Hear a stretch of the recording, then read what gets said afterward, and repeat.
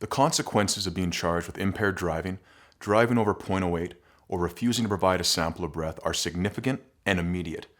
These offences, commonly known as DUI, are the leading criminal causes of death in Canada.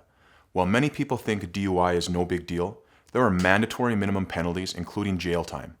If you get charged with a DUI, you are immediately going to lose your license for 90 days. This means that you can't drive a vehicle for 3 months from the moment that you're charged. It doesn't matter if you need to drive for work or to pick up the kids from school. Your license is gone. After the 90-day suspension, you will only be allowed to drive if you pay to have the interlock ignition system installed in your vehicle for the next 12 months. This is going to cost you nearly $1,000 in upfront fees and then roughly $100 per month for the rental unit. All of this simply because you were charged with a DUI.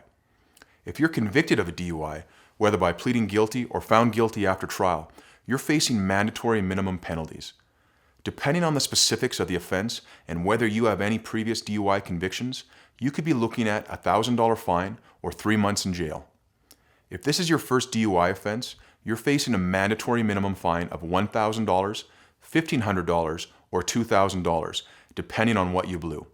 You will also be given a 1-year driving prohibition, which means you can only drive if you pay for the interlock system to be installed in your vehicle.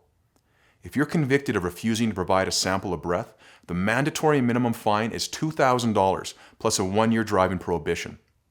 If this is your second offense for impaired driving, driving over .08, or refusal, you are facing a mandatory minimum of 30 days in jail, followed by a minimum 2-year driving prohibition.